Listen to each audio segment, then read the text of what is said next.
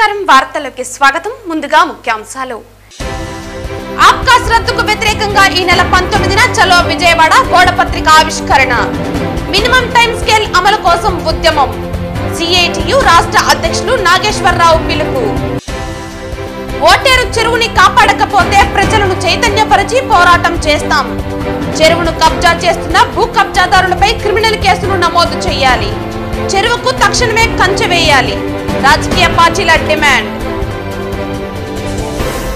వార్తల్లోని వివరాలు కూటమి ప్రభుత్వం ఆబ్కాస్ రద్దు చేస్తామన్న అనాలోచిత నిర్ణయాన్ని తక్షణమే విరమించుకోవాలని జీవో నంబర్ 2 సవరించి అందరికీ మినిమం టైం స్కేల్ వర్తింపజేయాలని కోరుతూ ఈ నెల 19వ తేదీన చలో విజయవాడ కార్యక్రమం నిర్వహించడం జరుగుతుందని ఇందులో ఆబ్కాస్ కాంట్రాక్ట్ అవుట్సోర్సింగ్ ఉద్యోగులు తరలి రావాలని సిఐటియు రాష్ట్ర అధ్యక్షుడు నాగేశ్వరరావు పిలుపునిచ్చారు ఈ సందర్భంగా సిఐటియు జిల్లా కార్యాలయంలో గోడపత్రికను ఆవిష్కరించారు ఈ సందర్భంగా సిఐటియు జిల్లా కార్యాలయంలో గోడపత్రికను ఆవిష్కరించడం జరిగింది ఈ సందర్భంగా contract outsourcing JAC chairman CITU రాష్ట్ర అధ్యక్షులు ఏవి నాగేశ్వరరావు మాట్లాడుతూ ఆబ్కాస్ రద్దు చేయడం వల్ల 1,20,000 మంది నష్టం జరుగుతుందని తెలియజేశారు ప్రైవేటు ఏజెన్సీల ద్వారా నియామకాలు జరిపితే పారదర్శకత లోపించి నిజమైన మెరిట్ ఉన్న అభ్యర్థులకు అన్యాయం జరుగుతుందని రాజకీయ ప్రమేయం మరియు ఇతర అనైతిక ప్రభావం పెరుగుతుందన్నారు రూల్ ఆఫ్ రిజర్వేషన్ సరిగ్గా అమలు కాదని అందువల్ల ప్రభుత్వమే నేరుగా నియామక ప్రక్రియ నిర్వహించి ఆంధ్రప్రదేశ్ కార్పొరేట్ అవుట్సోర్సింగ్ సంస్థ ద్వారా ఉద్యోగులను నియమించాలని డిమాండ్ చేస్తున్నామన్నారు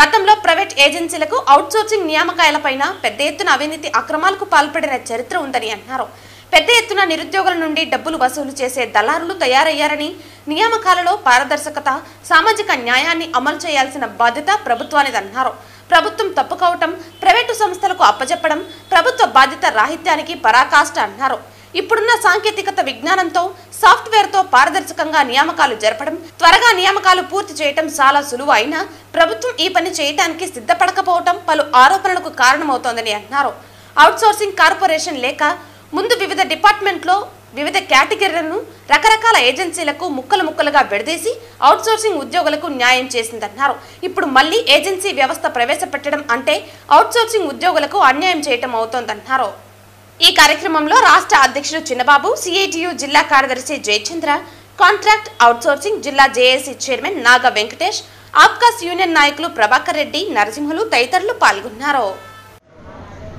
ఆబ్కాస్ను కొనసాగించాలని ఆబ్కాస్లోని ఉద్యోగులందరికీ ఇతర అవుట్సోర్సింగ్ ఉద్యోగులకి మినిమం టైం స్కేల్ అమలు చేయాలని వివిధ ప్రభుత్వ పథకాలు ప్రభుత్వ రంగ సంస్థలు యూనివర్సిటీలు ధార్మిక సంస్థలు ప్రభుత్వ సొసైటీల్లో ఉన్న అవుట్సోర్సింగ్ కాంట్రాక్ట్ ఉద్యోగులందరికీ కూడా ఎంటీఎస్ అమలు చేయాలని కూటమి ప్రభుత్వం ఎన్నికల్లో ఇచ్చిన హామీ ప్రకారం సంక్షేమ పథకాలు అమలు చేయాలని కోరుతూ ఈ నెల 19వ తారీఖున విజయవాడలో రాష్ట్ర ధర్నా నిర్వహిస్తూ ఉన్నాం ఈ ధర్నాకి రాష్ట్ర వ్యాప్తంగా పనిచేస్తున్న ఆబ్కాసు అవుట్సోర్సింగ్ ఉద్యోగులందరూ కూడా పాల్గొని జయప్రదం చేయాలని చెప్పి JAC APCOS outsourcing employees federation AP state government contract and outsourcing employees federation అలాగే all universities employees and workers union NHM JAC SSA JAC ఇతర సంఘాలన్నీ కూడా విజ్ఞప్తి చేస్తూ ఉన్నాయి మార్చి 19వ తారీఖున విజయవాడలో ధర్నాలో పెద్ద ఎత్తున పాల్గొని మన నిరసనని ప్రభుత్వానికి తెలియజేయాలి ఆబ్కాస్ని కొనసాగించాలి అందరికీ ఎంటీఎస్ అమలు చేయాలి అందరినీ కూడా రెగ్యులర్ చేయాలి అని చెప్పి సంక్షేమ పథకాలు అమలు చేయాలని చెప్పి ఈ ధర్నా నిర్వహిస్తున్నాం ఈ ధర్నాలో పెద్ద ఎత్తున ఉద్యోగులందరూ పాల్గొని జయప్రదం చేయమని చెప్పి విజ్ఞప్తి చేస్తున్నాం స్విమ్స్ యూనివర్సిటీలో 38 సీనియర్ రెసిడెంట్ వైద్యుల పోస్టుల భర్తీకి రిజిస్టర్ పేరుతో ఇచ్చిన ప్రకటనలో మత వివక్ష పాటించడం రాజ్యాంగ వ్యతిరేకమని భారత కమ్యూనిస్టు పార్టీ మార్కిస్టు తిరుపతి జిల్లా కమిటీ కార్యదర్శి వందవాసి నాగరాజు తెలిపారు 38 రెసిడెంట్ వైద్యుల పోస్టులకు కన్సల్టేటెడ్ పేమెంట్ మీద వాక్-ఇన్ ఇంటర్వ్యూకి యూనివర్సిటీ ప్రకటన చేసింది ఇందులో హిందూ మతానికి చెందిన అభ్యర్థులు మాత్రమే అర్హులని పేర్కొనడం రాజ్యాంగ విరుద్ధం మతాన్ని బట్టి వివక్షత చూపడం చట్ట విరుద్ధం అప్రజాస్వామికం టీటీడీ ఆధ్వర్యంలో నడిచే వైద్య విద్యా సంస్థలు ప్రభుత్వ నియమ నిబంధనలకు రాజ్యాంగ వ్యవస్థకు లోబడి పనిచేస్తాయి అవి కూడా లౌకిక సంస్థలే ఇప్పటి వరకు లేని నిబంధనలు ఉన్నట్లుండి ఒక్కసారిగా ముందుకు తేవటంలో రాష్ట్ర ప్రభుత్వంలో భాగస్వామిగా ఉన్న బీజేపీ ఆర్ఎస్ఎస్ల పాత్ర కనిపిస్తోందని అన్నారు మతం పేరుతో వివక్షను ప్రదర్శించడం మంచిది కాదని పేర్కొన్నారు కావున వెంటనే ఈ నిబంధనను ఉపసంహరించుకుని అర్హులైన వారిని ఉద్యోగాల్లో నియమించాలని కోరుతున్నామన్నారు రాష్ట్ర ప్రభుత్వం జోక్యం చేసుకుని మతం పేరుతో సాగుతున్న ఈ వివక్షత పూరితమైన నిబంధనను రద్దు చేయాలని కోరుతున్నామన్నారు. దీనివలన యూనివర్సిటీ స్థాయి దెబ్బతింటుందని పేర్కొన్నారు. ఇతర మతస్థులు దేవస్థానంలో పనిచేస్తున్న సమస్యపై విద్యా వైద్య సంస్థలలో వారు పరిచయమని, రాష్ట్ర ప్రభుత్వం వివరణ కూడా ఇచ్చి ఉన్నదాన్ని కాదని ఈ రకమైన ప్రకటన చేయటం శోచనీయమని వందవాసి నాగరాజు పేర్కొన్నారు. సిమ్స్ యూనివర్సిటీలో 38 మంది రెసిడెంట్ డాక్టర్ల పోస్టుల భర్తీకి వాక్-ఇన్ ఇంటర్వ్యూ పేరుతో రిజిస్ట్రార్ ప్రకటన చేశారు. ఈ ప్రకటనలో మత వివక్ష స్పష్టంగా పేర్కొనడం అనేది శోచనీయము, ఇది అన్యాయము, ఈ రాజ్యాంగ విరుద్ధము. ఈరోజు ఉన్నతమైన పరిస్థితి ఏర్పడిన తర్వాత లౌకిక రాజ్యాంగం ప్రకారం అన్ని మతాలకు అన్ని కులాలకు సమానంగా ప్రాతినిధ్యం కల్పించాల్సిన అవసరం ఉంది. రాజ్యాంగబద్ధంగా ఇచ్చిన ఈ హక్కుని ఈరోజు యూనివర్సిటీ ఉల్లంఘించడం అనేది సరైనది కాదు. యూనివర్సిటీ లాంటి ఉన్నతమైన సంస్థలు మొత్తం దాని ప్రతిష్ట పెరిగేటట్టుగా వాళ్ళు ప్రవర్తించాలి తప్ప అది దిగజారిపోయేటట్టుగా ఈ రకమైన ప్రకటనలు చేయడం సరైనది కాదని సిపిఎం పార్టీ భావిస్తూ ఉంది. ఈరోజు కూటమి ప్రభుత్వంలో బీజేపీ ఆర్ఎస్ఎస్ భాగస్వామ్యం అయిన తర్వాత వాటి ఒత్తిడికి లొంగి ఇటువంటి ప్రకటనలు చేస్తున్నారా అని చెప్పేసి మనం స్పష్టంగా అర్థమవుతా ఉంది. వీటిని ప్రతి ఒక్కరు ప్రజాస్వామికవాదులు ప్రతి ఒక్కరు కూడా ఖండించాలని చెప్పి సిపిఎం పార్టీ తెలియజేస్తూ ఉంది. వారందరూ కూడా విజ్ఞప్తి చేస్తూ ఉంది.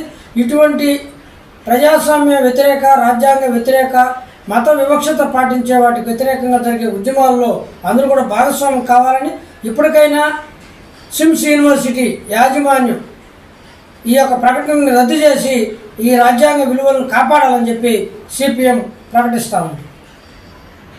శ్రీవారిమెట్టు చిరు వ్యాపారస్తుల నిరసన దీక్షలు 200వ రోజుకు చేరుకున్న టీటీడీ అధికారులు పట్టించుకోవటం లేదని సిఐటియు ఆధ్వర్యంలో కందారపు మురళి నిరసన దీక్షలో పాల్గొని పేర్కొన్నారు.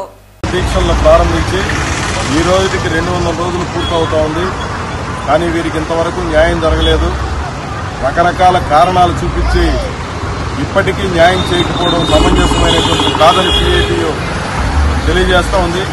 ఈ రోజున శ్రీవారిమెట్టు చిరు వ్యాపారులందరూ కలిసి వెంకటేశ్వర స్వామి 200 రోజులుగా మేము నిరసన దీక్షలు చేస్తున్న కరుణించవా స్వామి అనే పేరుతో వాళ్ళు యాగాన్ని కూడా చేశారు. ఇప్పటికైనా టీటీడీ అధికారులు, రాష్ట్ర ప్రభుత్వం వీరు చేస్తున్నటువంటి న్యాయమైన పోరాటానికి స్పందించి వాళ్ళకు అవసరమైన లైసెన్సులు కేటాయించి వారి కుటుంబాలను ఆదుకోవాలని చెప్పి నేను రిక్వెస్ట్ చేస్తున్నాను. గత ప్రభుత్వ హయాంలోనూ న్యాయం జరగలేదు. ఇప్పుడు వీళ్ళకి న్యాయం జరగకపోతే ఏమాత్రం సరైనటువంటిది కాదు. గత 15 సంవత్సరాలకు పైగా, కొంతమంది అయితే 25 సంవత్సరాలు కూడా అక్కడ వ్యాపారాలు చేసుకుంటున్నా ఇప్పటికీ ఏ రకమైనటువంటి ఆధారాలు లేకుండా, అధికారికమైనటువంటి గుర్తింపు లేకుండా వాళ్ళు పోరాడుతున్నటువంటి పరిస్థితి ఉంది. కాబట్టి తక్షణం వారి కుటుంబాలను ఆదుకోవాలి. వారికి శ్రీవారి మెట్ల మీద చేసే చిరు వ్యాపారమే ఉపాధి.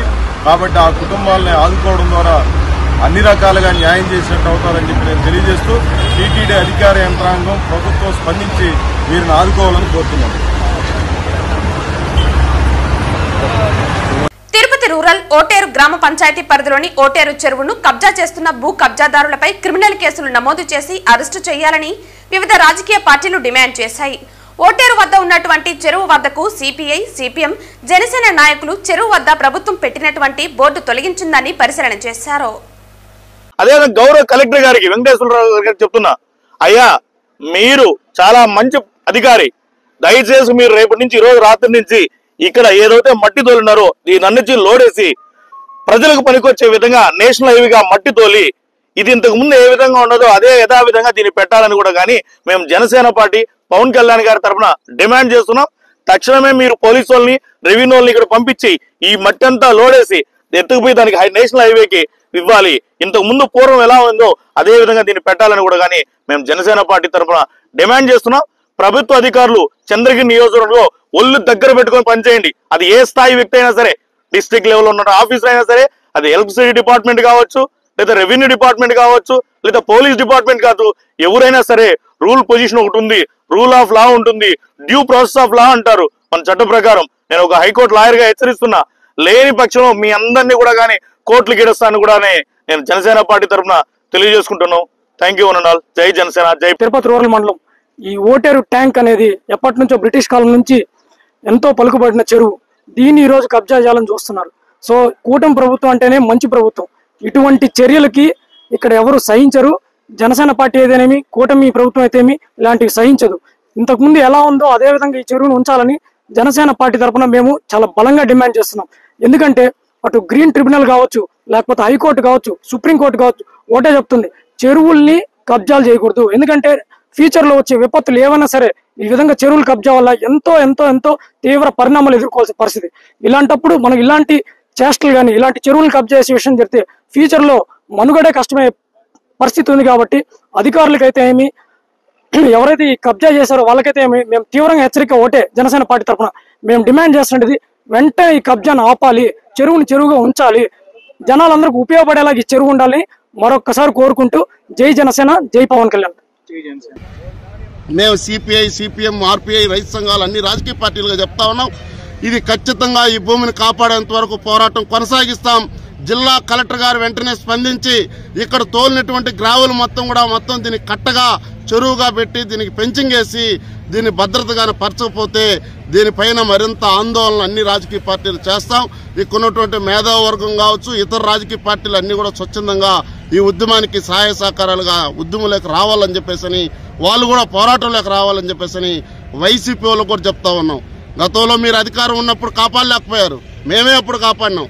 ఈ రోజు మీరు కూడా ఈ ఉద్యమం జరుగుతుంది, మీరు కూడా రండి అని చెప్పేసి కూడా ఇవాళ చెప్తా ఉన్నాం. ఇక్కడ సాక్షాత్తు ఎమ్మెల్యే గారు నాని గారు ఇక్కడనే చంద్రగిరి నియోజకవర్గంలో పక్కనే ఉన్నాడు.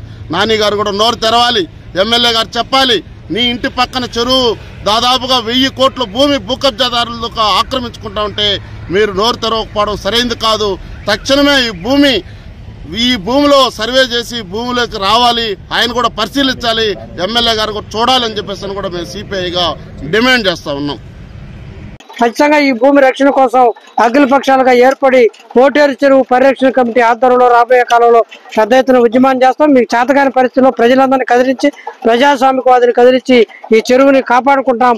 మీ గ్రీన్ ట్రిబ్యునల్కి, సుప్రీంకోర్టుకి గతంలో వచ్చిన పిల్లులన్నింటి కూడా అమలు చేయడానికి ప్రయత్నం చేస్తాం. ఆయన వీరాల బలికి చెప్తున్నాడు, నేను నా దగ్గర చట్టాలు అన్నీ ఉంటే వచ్చాడు లైట్ వేసి కూర్చొని రైట్ రాయల్గా కుర్చీ వేసుకొని పని చేపించు. దొంగల్లాగా రాత్రిలో పనిచేయడం ఏంటంటే ఇదే నీకుండే చట్టం, అధికారం, ఇది తప్పు. అధికార యంత్రాంగం మేనమేషాలు వేస్తే ఉద్యోగాలు పోతాయి అని చెప్పి నేను హెచ్చరిక చేస్తున్నాను. ఆ రకంగా చేయకుండా చేయాలని చెప్పి సిపిఎం తరఫున, ఇతర పక్షాల తరఫున నేను హెచ్చరిక చేస్తా ఉన్నాను. ఇక్కడ అందరూ 80% పెదవాళ్లే ఉన్నారు ఈ పంచాయతీలో. వాళ్ళ దగ్గర నీళ్ళ కనెక్షన్ కావాలన్నా, ఇంటి పన్ను కావాలన్నా, కరెంటు మీటర్ కావాలన్నా ప్రతి దానికి లంచం. ఆమెను నిలదీసి అడిగాను. కొంతమంది బిల్ కలెక్టర్, పాత బిల్ కలెక్టర్ తీసి కొత్తగా ఆమె పెట్టుకునింది. అతనికి ఏ అవగాహన లేదు. నేను అడిగాను, ఏమ్మా ఇతను పెట్టుకున్నాం అనేసి. లేదన్నా నాకు ప్రెజర్ అనింది. అది ఎవరు ప్రెజర్ ఇచ్చారో మనకు తెలియదు. పెట్టుకుని అతను ఏం చేస్తున్నా అంటే పాత బిల్ కలెక్టర్ సిగ్నేచర్స్ కూడా ఫోర్జరీ చేసి కొన్ని కోర్టులో కేసు జరుగుతున్న దానికి కూడా ఇస్తున్నాడు. ఆ ఎవిడెన్స్ తో సహా ఆమెకు వెళ్ళి చూపించాం పంచాయత్ సెక్రటరీకి. చూపిస్తే అతని మీద ఏ చర్య తీసుకోలేదు. ఇక్కడ ప్రతి దీనికి ఒక రేటు కేటాయించి పేదవాళ్ళ దగ్గర డబ్బు వసూలు చేస్తున్నారు. దీని వెంటనే కలెక్టర్ గారు, డిపిఓ గారు విచారించి చర్య తీసుకోవాల్సిందిగా జనసేన పార్టీ తరఫున మేము కోరుకుంటున్నాం. జై జనసేన, జై పవన్ కళ్యాణ్. గుజరాత్ నుండి చెన్నైకు వెళ్లే క్రమంలో లారీ బోల్తా పడి త్రుటిలో పెను ప్రమాదం తప్పింది. తిరుపతి చెన్నై జాతీయ రహదారి పుత్తూరు మండలం సిరుగురాజుపాలెం గ్రామం సమీపంలో ఈ ఘటన చోటు చేసుకుంది. గుజరాత్ నుండి చెన్నైకు వెళ్లే క్రమంలో లారీ బోల్తా పడింది. TN28PH 7623 నెంబర్ గల పార్సల్ సర్వీస్ టర్బో లారీ శనివారం అర్ధరాత్రి 12 నుంచి 1 గంట ప్రాంతంలో తిరుపతి చెన్నై జాతీయ రహదారి పుత్తూరు మండలం సిరుగురాజుపాలెం గ్రామం సమీపంలో ఈ ఘటన చోటు చేసుకుంది. లారీ డ్రైవర్ చాకచక్యంగా డివైడర్ను గుద్ది ఎటువంటి ప్రాణనష్టం జరగకుండా చూశాడు. చెన్నై మీదుగా వెళ్లే ఓ ప్రైవేటు ట్రావెల్స్ బస్సు ఓవర్టేక్ చేయడంతోనే మధ్యలో వెళ్తున్న మరో బస్సును తప్పించబోయి ఈ ప్రమాదపు ఘటన జరిగిందని డ్రైవర్ తెలిపారు. ఈ ఘటనపై హైవే పోలీసులు కేసు నమోదు చేసి దర్యాప్తు చేపట్టారు. వార్తలు ముగించే ముందు ముఖ్యాంశాలు మరోసారి.